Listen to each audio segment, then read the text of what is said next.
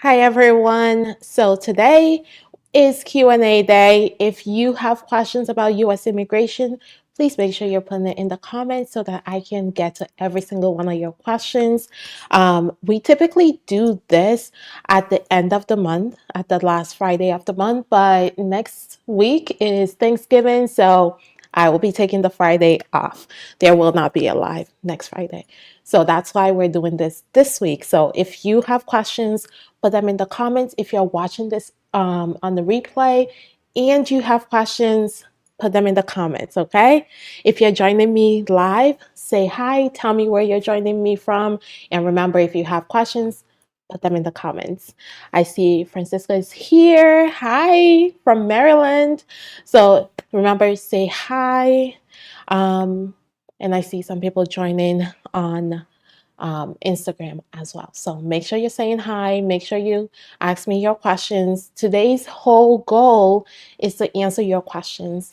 As always, I am going to be answering questions that I got ahead of time that I think is relevant to all of us. So if you have questions or you want to ask a follow-up question to one of the ones that people ask, make sure you're doing that as well. All right. Oh, hello from Nigeria. If you don't know, I was born in Nigeria before I moved to the US. So, hi, welcome. All right. So, we are just going to jump right in with these questions. And we're going to start with Francisca's question. um, which is my daughter filed for her dad and I in March of 2023.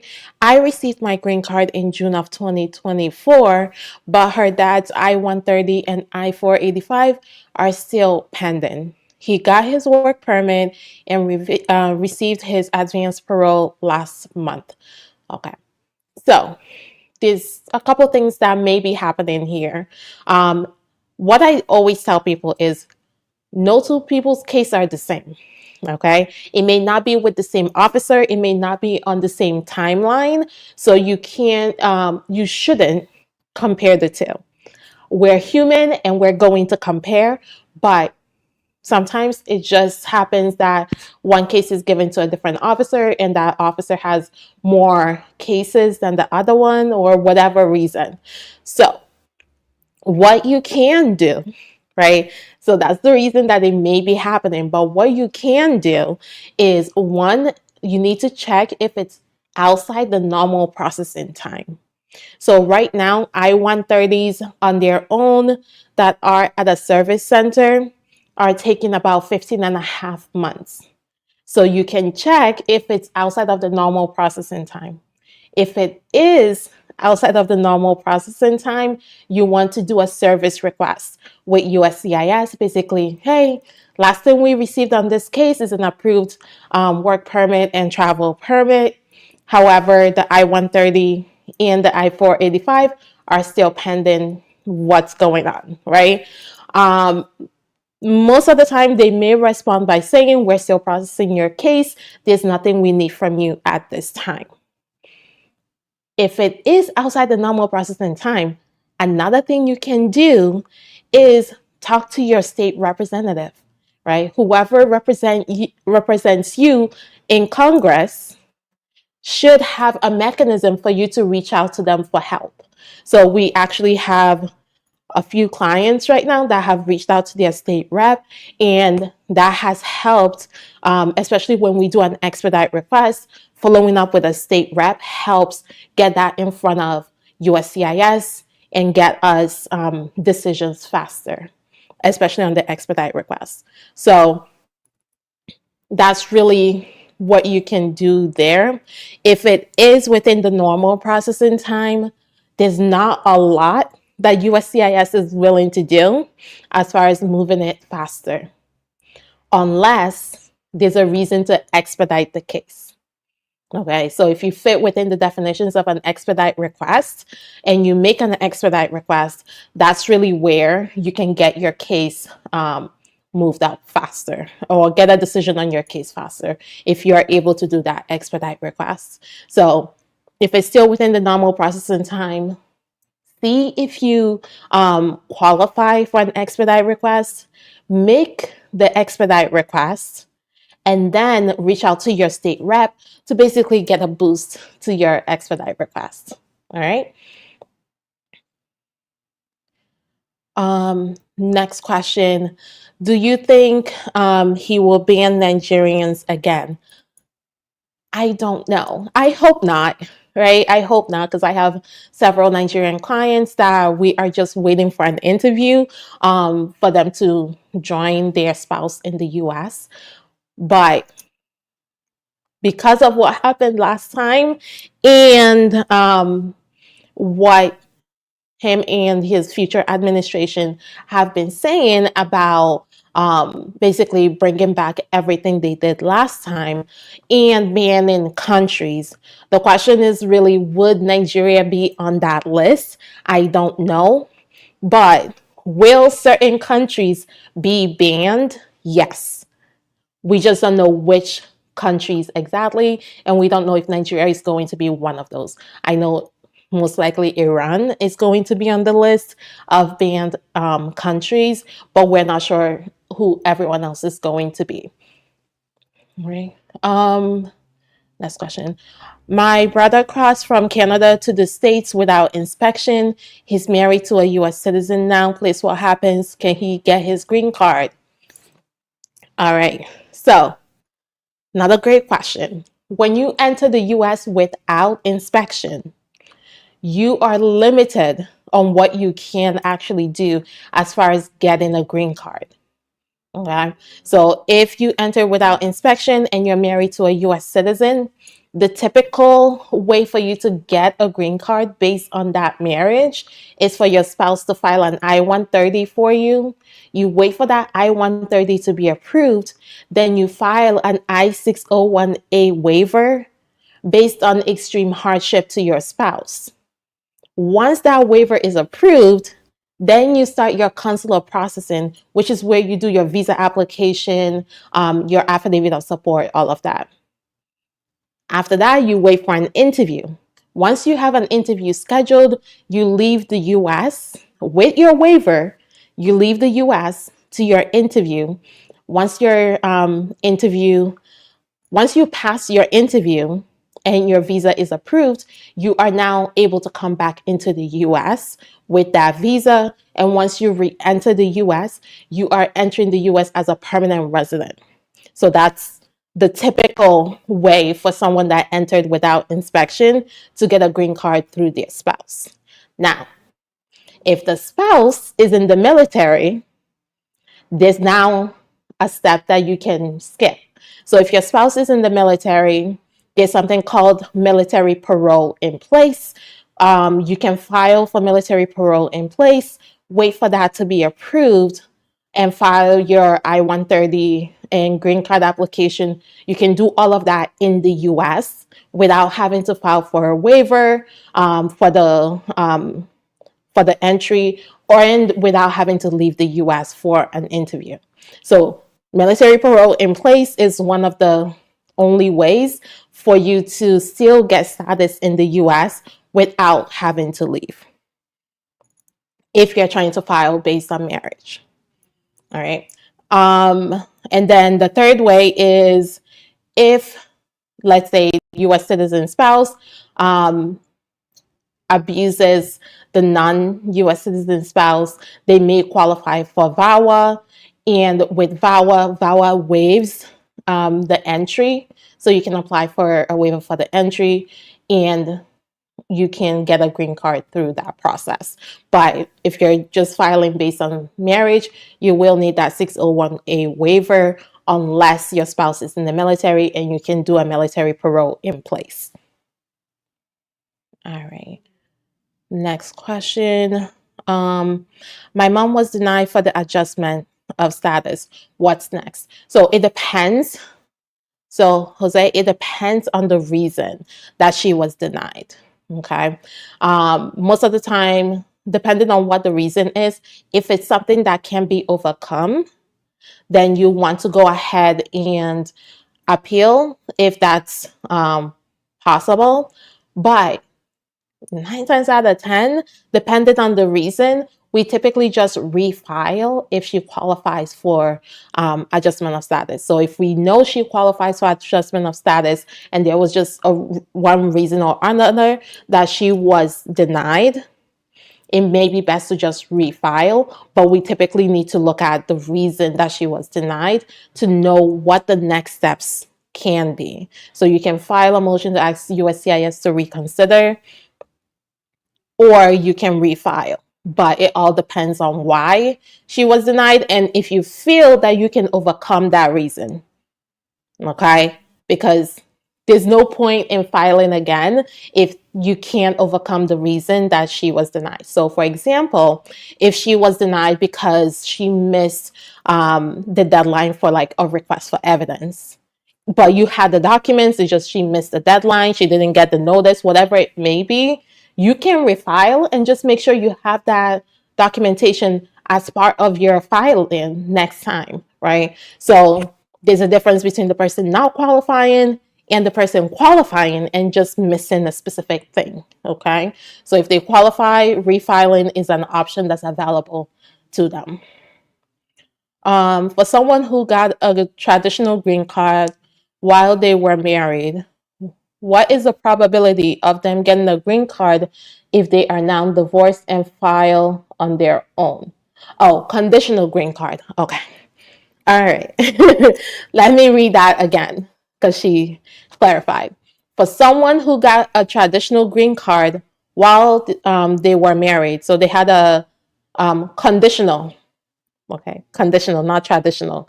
For someone that got a conditional green card while they were married, what is the probability of them getting a green card if they are now divorced and file on their own? So when it comes to filing based on a waiver, what USCIS is going to be focused on is, was the relationship real?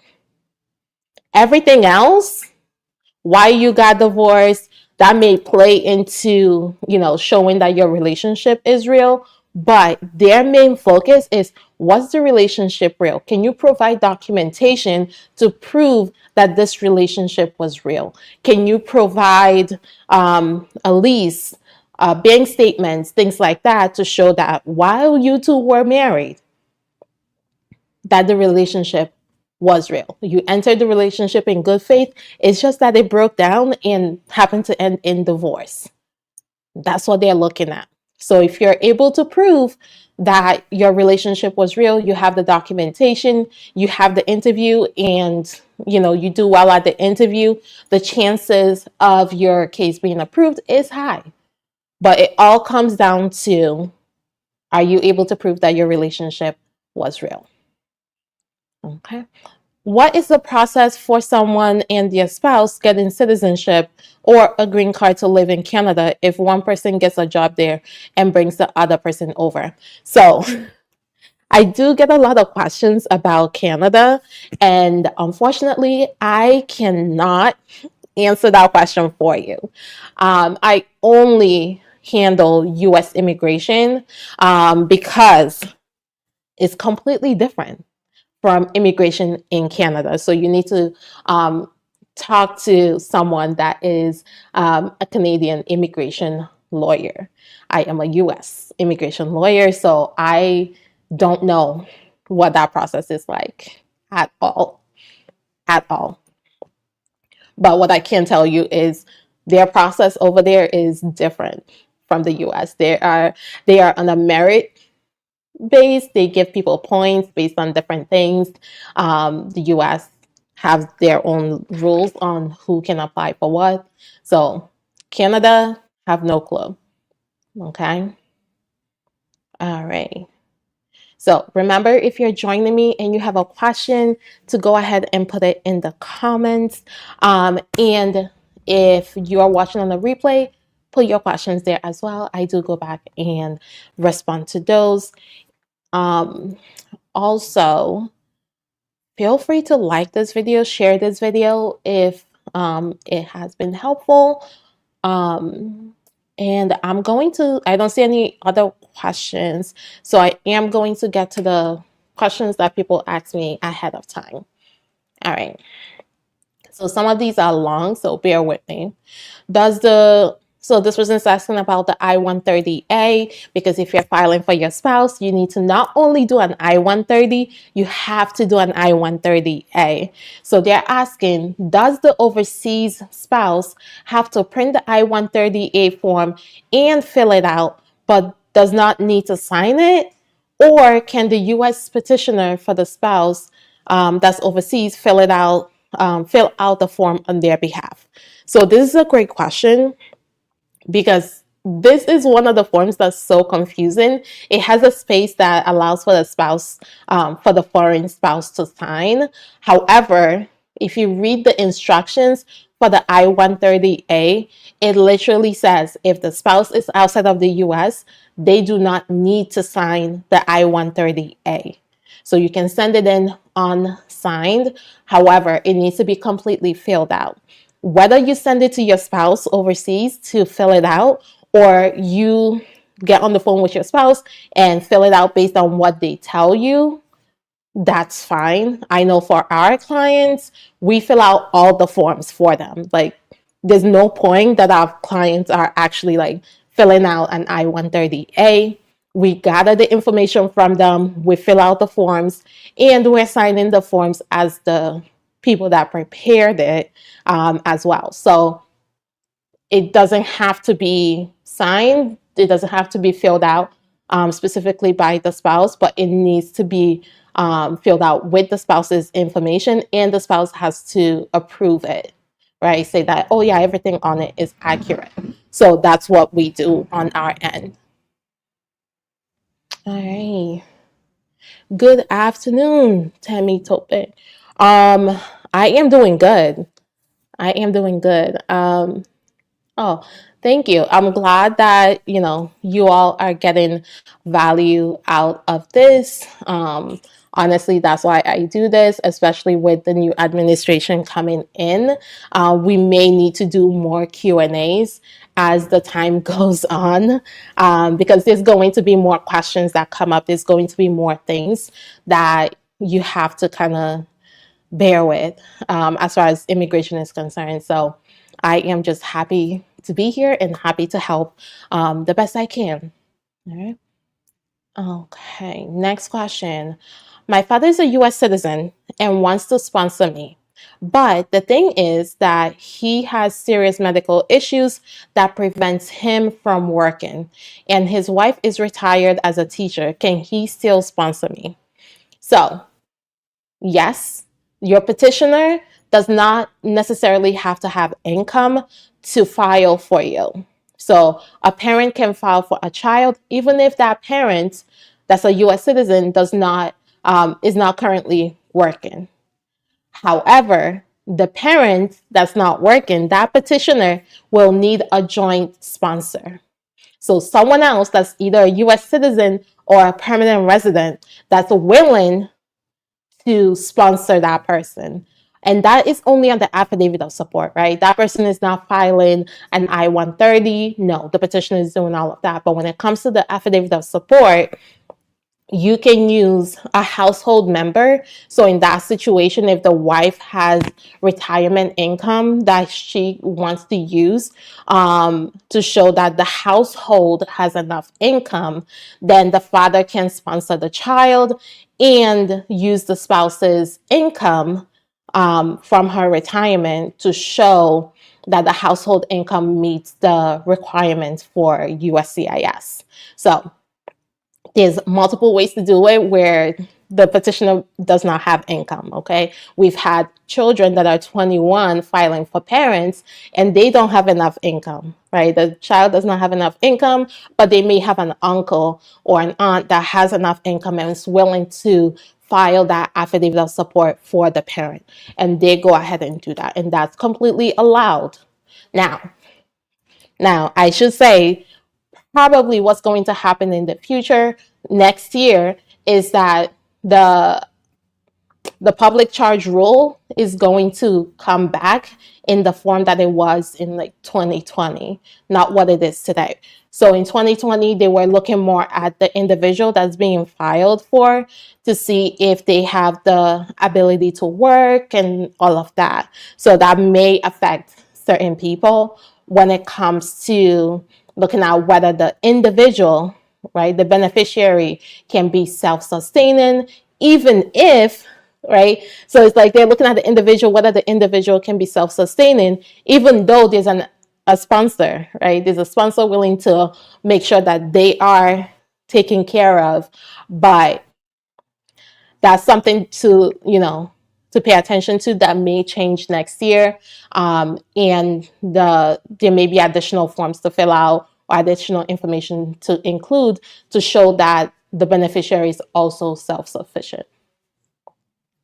All right, next question. I-601 waiver for fraud.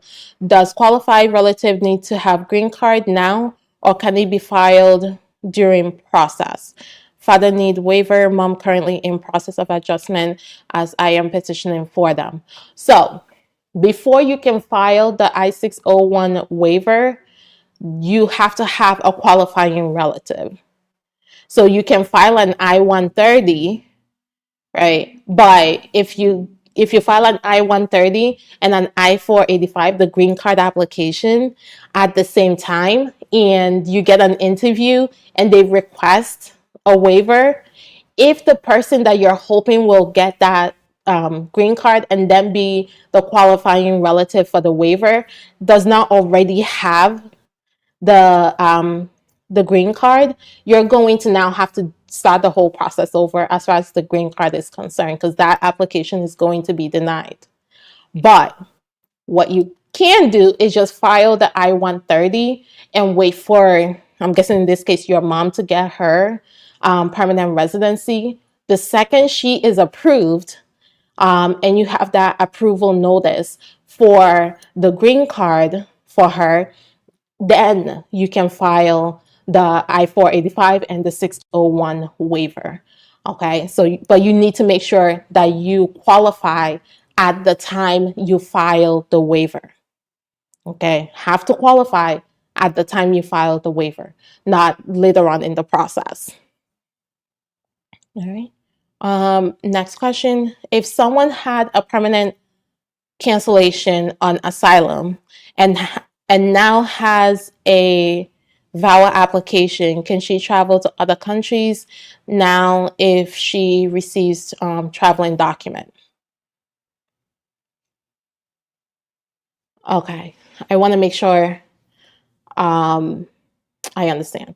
So when you say permanent cancellation on Asylum, is it that the asylum was denied or that the person withdrew the asylum application? Because those are two different things. So if the asylum was denied, then you technically still have a claim for asylum, and there may be questions of whether the claim was genuine or not if you travel to the country that you were seeking asylum from. But if you're not going to that country, there's no limitations of you being able to travel. Okay, so if you withdrew your asylum application, then you no longer have an asylum claim, and then you will need to get a passport. You can travel to other countries once you get your travel document based on VAWA. Mm-hmm. Is it safe to travel if it's an advanced parole document? There's always like an inherent risk in traveling outside of the US without having a green card.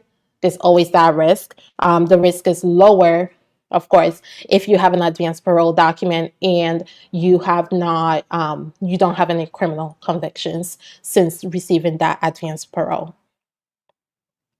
When you're doing married green card, should you send regular pictures or 3 to 4 pictures on a PDF file? And how much pictures to send? Don't want to oversend. So one, you cannot send PDF files to USCIS. So if you mean printing it out, you can print out the files, right? You can print out the pictures. So what we typically do in our office, we ask our clients for pictures. They send us as many pictures as they want to send us. And then we just go through them and just look more at pictures where it's not just the two of them, right? Pictures where there's other people there that gives the officer more insight into the relationship, right? Showing that, oh, there was a birthday party that you attended, there's a baby shower that you attended together, things like that, that the officer can then independently verify. So it's not really about the amount of pictures you send in, it's the quality of the pictures. If all the pictures are just you and your spouse selfies, that's not going to really be as helpful to your case as if you had pictures with family and friends, pictures from Thanksgiving, Christmas, things like that. If you've taken trips together, pictures from that. That's going to be more helpful. So it's not really about, how many pictures. And then as far as how we organize the pictures, once we get them, we actually do like 4 pictures on a page. We print them out on regular paper. It doesn't have to be photo paper. We do try to print them colored so that the officer can see. But depending on the contrast, you may be able to do black and white. And then just make sure you have the photos for if you have an interview. Starting next year, they're probably going to do away with the approvals without interviews. So you want to be ready to have an interview when it comes to that. So you want to keep those pictures for the interview, especially if you send it as black and white. All right. If my wife files for my son, he is 15 years old in Jamaica with I-130, how long will that take to be approved? So the I-130 right now is about 15 and a half months. Okay. That's the current processing time. That's the current average processing time, I should say. Average processing time is 15 and a half months just for the I-130 alone. And then you can start the consular processing and wait for the interview to be scheduled. Okay. But if there's any sort of reason to expedite the case, you may want to ask for an expedite. But if there's no reason to expedite, then you have to wait that 15 and a half months and wait for the case to be outside of the normal processing time before you can start asking USCIS for updates. All right. Okay. Does marrying a U.S. citizen guarantee you will get a green card or access to live in the U.S.? No. That's a great question. Marrying a U.S. citizen does not guarantee that you're going to get a green card. Because if you entered without inspection, you will need to then have to prove that your spouse will suffer extreme hardship in order for you to get a waiver to then go to the embassy to then get a visa and come back into the U.S. with your green card, right? So there's no guarantee in any of those steps that one, the I-130 would be approved. There's no guarantee that your 601A waiver will be approved. And there's no guarantee that your visa interview will go well and your visa will be approved. So those are 3 things that can go wrong. If the marriage is just for green card purposes and USCIS are trained to detect these things, especially when they're looking at paperwork and scheduling interviews. If they detect that the marriage may be entered just for the person to get a green card, you're not getting a green card, okay? Unless you can prove to the officer that your marriage is real, you're not getting a green card. You also have to prove that you qualify for a green card. So marriage to a U.S. citizen does not guarantee getting a green card if you do not qualify for a green card. All right. So I always want to make that clear. You still have to qualify for a green card. So if you have criminal history that prevents you from being able to apply for a green card. Being married to a US citizen is not going to fix that, right? It may allow you to qualify for certain waivers, but the marriage on its own does not guarantee a green card. You have to go through all the process and you have to meet all the requirements. There's plenty of people, unfortunately, there's plenty of people married to US citizens that have I-130s approved but can't get a green card, or that have, that can't get their I-130 approved. So just know that. I applied for my mom to get a green card through me, her son. I was naturalized a year. It's been a few months now. Do I need to do something now? No. Again, when you're filing an I-130 for an immediate relative, which your mom will be an immediate relative of a US citizen, right now, the normal processing time, the average processing time according to USCIS is 15 and a half months. So if it's only been a few months, I'm guessing it hasn't reached 15 and a half months. So there's nothing you need to do. You just have to wait for the I-130 to be processed. It sucks. Like, if we're being honest, how long it takes to get an I-130 approved for an immediate relative of a US citizen is too long, but that's unfortunately where we are right now. And with the policies that may be coming next year, it may take longer than that to get those approved. So hopeful that things get approved faster, right? And if a new law comes out, does that apply to her even though we applied to laws previously? It depends, right? It depends on what that law is, right? And if it's retroactive. So most laws that are passed affect future applications, but there are certain laws, depending on how the law is written, right? It really depends on how the law is written. If it says that it's retroactive, it means that it affects everyone, right? Not just future applications, but everyone that has an application pending. So one of the situations where they basically made it retroactive without saying this is the public charge rule, where they've basically now they were questioning whether the beneficiary can be self-sufficient, even though some of those applications were filed before they changed the policy. The officer may still ask certain questions. All right. Next question. Hello. Hi. I just came in and I did credible fear interview with an asylum officer, and I received a positive credible fear interview. Nice. Congratulations. And I have a court date. Please, can you represent me? It depends. So go ahead and schedule a strategy session with me. It depends on when your court date is and how many other. So I try to limit the amount of cases I take on because, again, I'm the attorney that handles each and every single one of these cases.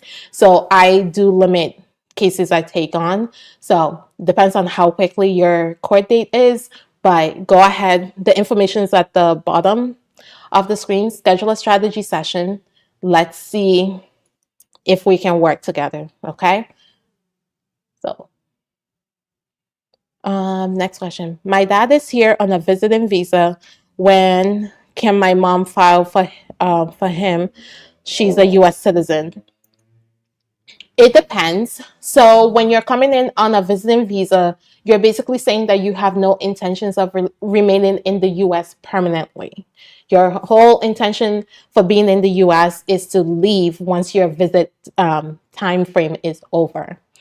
If something happens while you're in the US that now you no longer wish to leave, right? If there was a change in circumstance, change in your condition, that led to him now wanting to stay, then your mom can file for him with the I-130 and the I-485 because she's a U.S. citizen.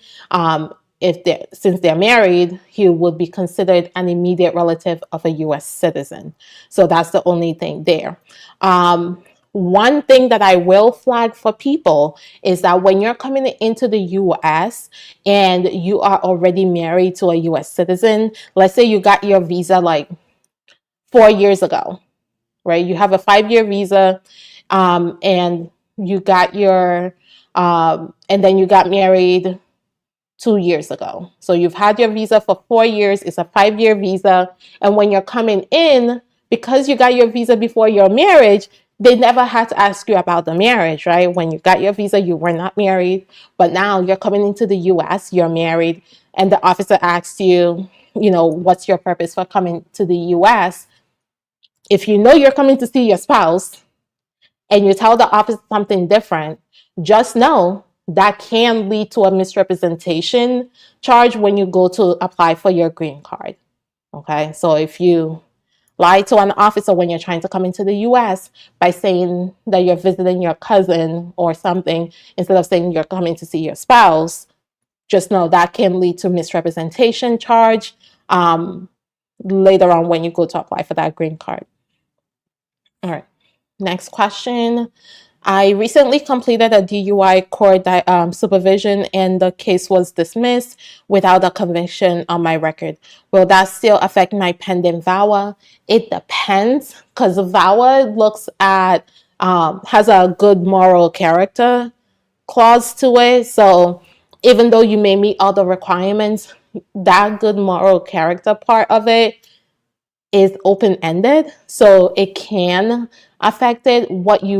What we would typically do in that situation is, of course, have all the court records showing that you successfully completed the supervision, and if you can get like letters of good moral character from community members, if you have things to show, like to weigh the equities, that's what they call it, is like, okay, do you have more good things going on for you than this one DUI, right? So that's what they look at there. They kind of weigh it, because the one DUI that did not end in a conviction is most likely not going to be considered a conviction for immigration purposes, but they can still use it to question your good moral character. So you want to put in more information with your application that shows that you are a person of good moral character. It's just you had this one issue. Okay. All right. Next question. My husband told USCIS that our marriage is not real. What can I do now? So we've had a few cases where that was the case. You would need to prove to USCIS that your marriage was real, right? And part of that proving is explaining why would your husband tell this lie. If you're still in the process of applying for a green card, right? So let's start there.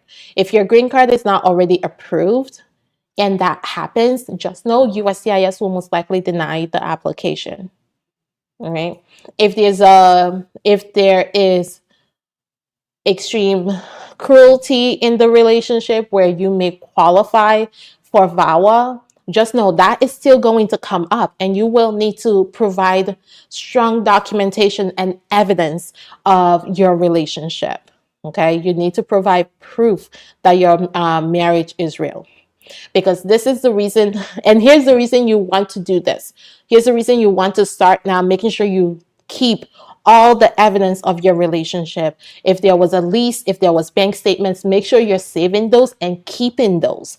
Because let's say you and your current husband get a divorce and you go and marry someone else, and that person wants to file for you, guess what's going to happen? You're going to have an interview, and this is going to come up. The issue with your previous marriage where your spouse said that your marriage is not real, that's going to come up with your next one, if there is a next one, right? That's going to come up.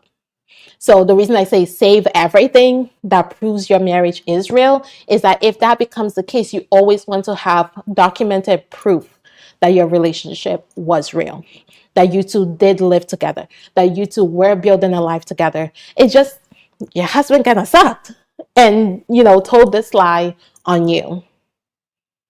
So that's really the only thing you can do there. Make sure you keep evidence of your actual relationship so that if in the future you want to apply for a green card through other means, this wouldn't affect it because you will have proof that he was lying. Hello. Hi, Learn English from Teacher Jazz. Hi there. How to apply for visiting visa to permanent apply from visiting visa to permanent residency in the U.S. How long does it take processing? I am from Philippines.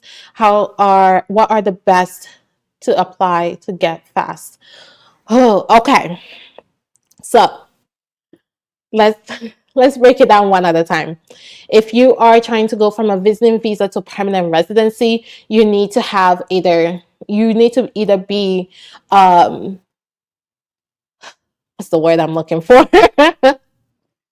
Y'all give me a second. You need to be an immediate relative of a U.S. citizen. And if that's not the case, which from your question, I'm guessing that is not, then you need to look at employment-based applications, right? If you are getting a job in the U.S., you need to, if you're going to be applying for a job in the U.S., you need to talk to the employers ahead of time to see if they're willing to file a permanent residency application for you.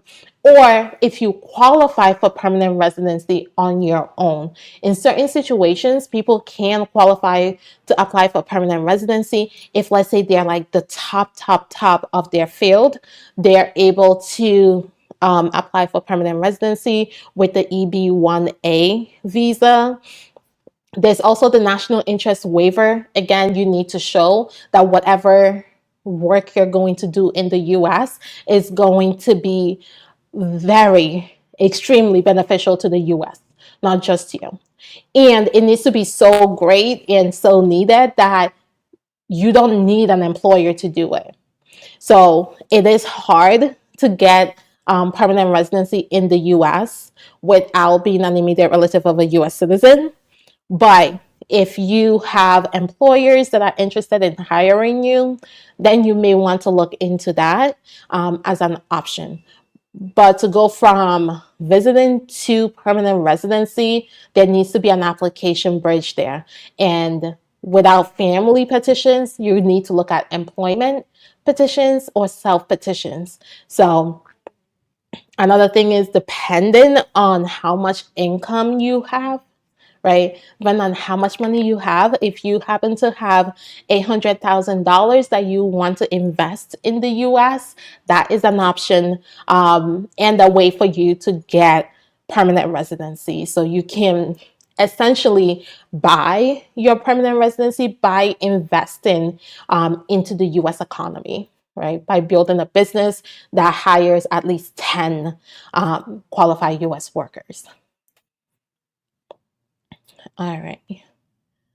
Mohammed, my question, I have a question. Do you think an age difference in marriage case visa is a problem? Because my fiance is 27 and I'm 43. It's like 16-year difference. So an age difference, depending on the culture, can be a red flag. And there's some bias in that as well. So when the woman, right, when the woman is the older person and the man is the younger, there is a bias that I have seen with, the embassy, with USCIS, where they question the relationship more than if the man was the older one, right? So just keep that in mind. In general, a big age difference, a big age gap is one of the things I consider a red flag that you need to make sure that you are documenting the relationship. There are certain cultures where it is normal for there to be that to be age gaps between the husband and the wife, right? There are cultures where that's normal. But regardless, the key to getting your case approved, even with an age difference that raises a red flag, is being able to prove that your relationship is real. That's really the key to all marriage-based cases. If you can prove to USCIS that your marriage is real, you can get your case approved. There are certain situations where even if you can prove that your current marriage is real, if you had previous case where they said that marriage is not real, you may be in trouble, right? But in most situations, if you're filing based on marriage, the key is proving the relationship is real. And if you're in two different countries, that's even harder, right? Because you can't show a bank statement together, you can't show a lease together, you can't, there's a lot that you can't have. But what you can have is communication. Because if you're in two different countries, the only thing you have is your communication. So we've had cases where we've printed like 200 pages of communication, WhatsApp chat, right? WhatsApp chat between the US citizen and the foreign spouse, and send that in as evidence of the relationship. So don't let the age gap be the issue. Your main concern should be proving that your marriage is real. Because even with an age gap, if your marriage is real and you can prove it to USCIS, they can still approve your case. All right.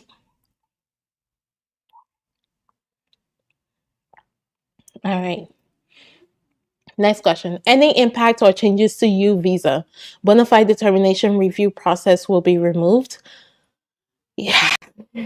So that is up for, that is something that President-elect Trump has mentioned, and his border czars have mentioned as far as U visas.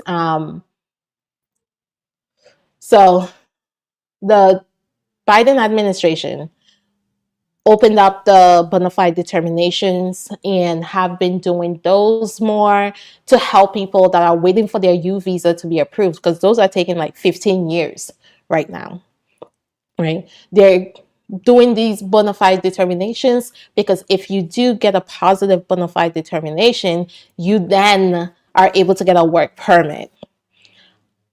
That can be taken away with the next administration. And that most likely will be taken away with the next administration.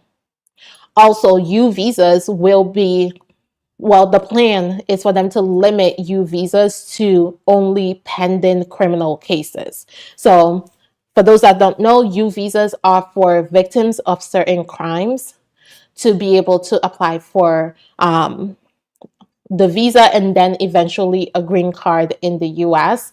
And it's not just that you're a victim of a crime, you have to show that you were helpful to law enforcement. And that can be to the police, to the prosecutor, and the prosecutor or the police department or whoever is certifying that you were helpful, right? That you were the victim of the crime and that you were helpful. So it's not just you saying that you were helpful, they have to certify that you were helpful.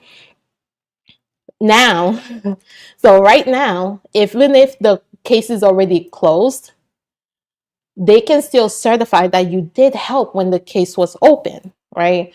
But what the next administration wants to do is basically limit U visas to only open active cases. So if the case has already been closed, either by law enforcement, by the police, or by the prosecutor, so the case has already went to a decision and you didn't apply for a U visa while the case was pending, they're basically saying you should not get to apply for a U visa. So that's one of the biggest changes to the U visa that is most likely going to be coming next year, is that limitation from being able to apply even when the case is closed, right? But you still have to show that you did help law enforcement. But they're saying whether you helped law enforcement or not, unless the case is still open and active, you can't apply for a U visa. So we'll see what that looks like, what the actual policy looks like next year. And any changes, just know anything that changes, I will be breaking it down for you moving forward, because we are expecting quite a few changes in the first weeks of the administration. So, all right. So next question. Okay. So seek to see. I think I already answered that question, but I will answer it again. I think maybe you weren't here when I answered it. So being married to a US citizen does not guarantee you a green card. Okay. So it's two different things. Being married to a US citizen can get you an I-130 approved. The green card application can be based on the I-130 being approved. However, the person still needs to qualify for the green card. Okay. And the person still needs to show that the marriage is real for the I-130 to be approved. So there's several stages where you have to provide documentation proving your relationship and provide documentation showing that you do not have anything in your history that disqualifies you from getting a green card. Okay. So there's no guarantee that just because you're married to a US citizen that you're automatically going to get a green card. A great example of this is people that have a permanent bar. So if someone was in the US undocumented for a year and then leaves the US and then re-enters the US without inspection again, they have something called a permanent bar. The only way to fix a permanent bar is to leave the US and stay outside of the US for 10 years. And mind you, this is even if you are married to a US citizen. So it's no guarantee at all. It just gives you an opportunity to apply for a green card or to have a path to a green card, but it does not guarantee that you would get the green card.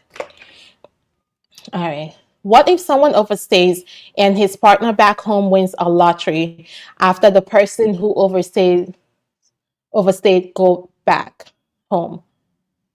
Okay. I want to make sure I understand.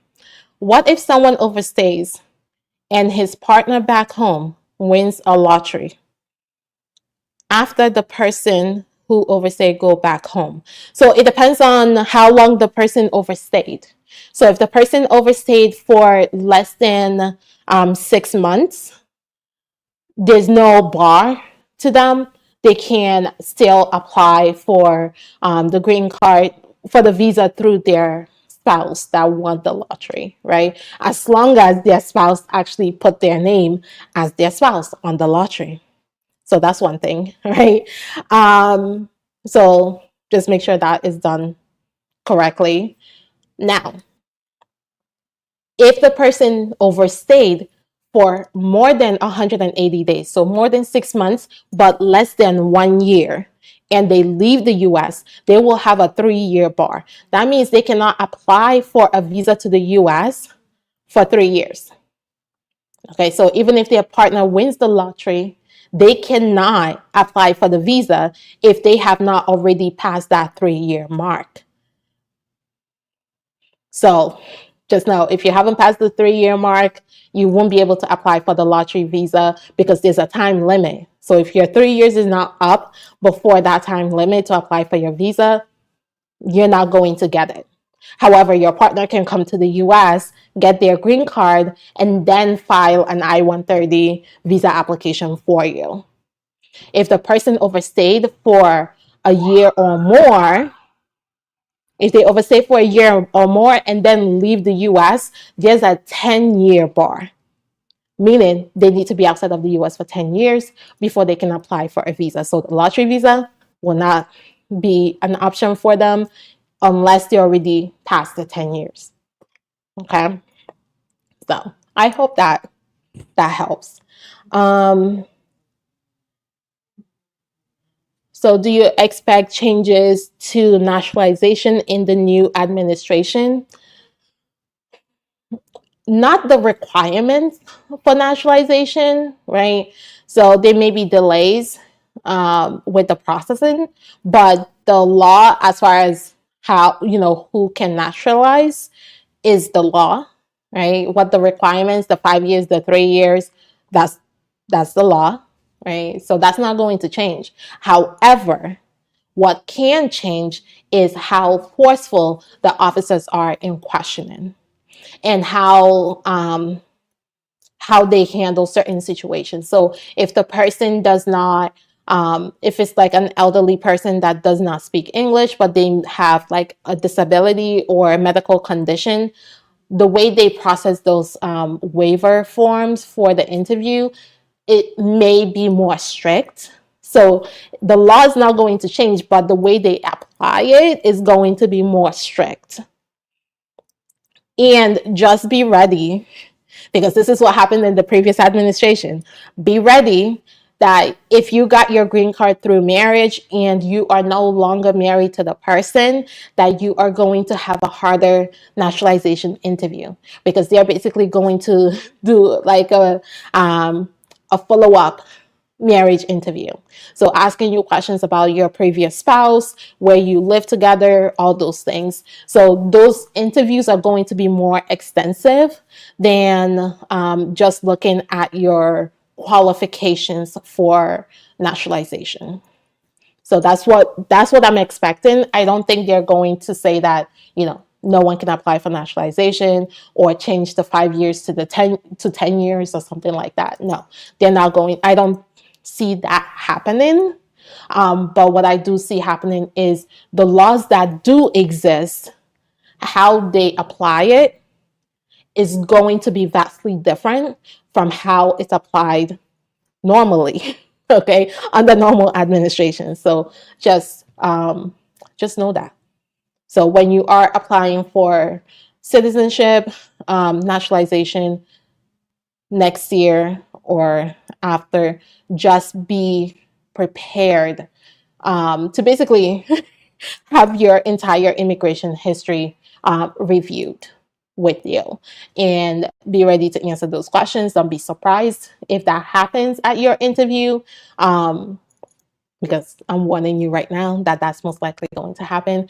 And I will be updating you once January 20th hits, as I'm having interviews, and if there's like changes in the way questions are asked, or laws are being applied, or access to information and things like that are happening, I will be updating you all on that, because again, we're all we're all kind of in this together and trying to figure out what's going to happen next, right? So as it's happening, I'll be bringing it to you, and hopefully there's not a huge shift. But the places that I expect to see the biggest shift is marriage-based green cards, parent-child, so children filing for their parents. I see those having interviews, right? Marriage-based cases, all having interviews. So just be prepared if you're filing a marriage-based case that you're going to have an interview, or if you're filing for a parent that you're going to have an interview. Just have that in your mind. So if your case is not already approved, just know, as of January 20th, the expectation that we have is that most cases are going to have interviews, and they're most likely going to do away with the Biden administration policy of being able to approve cases without an interview, because it was very rare that we did not have an interview during the first Trump administration. So just be prepared for that. Let's see. So I do not see any other questions here. So thank you all so much. Thank you for your questions. They were amazing, amazing, amazing, as always.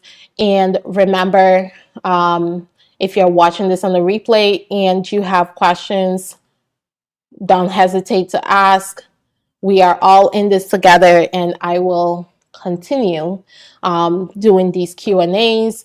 Like I said, probably starting in January, we'll do more Q&As for the Friday lives instead of or teaching. So just depending on what's going on in the immigration world, we may have to do more Q&As, because I have a feeling that you all are going to have more questions than answers out there. So the least I can do is answer your questions in this place, okay?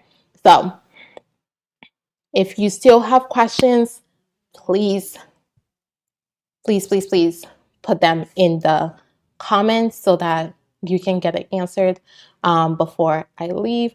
And seek to see, I'm so glad that you were able to hear my answer to your question.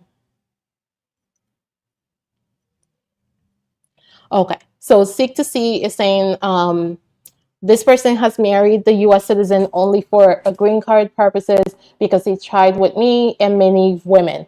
Well, all right. So they will need to prove that their marriage is real. So that's really the key there. If they're not able to prove it, USCIS is not approving it.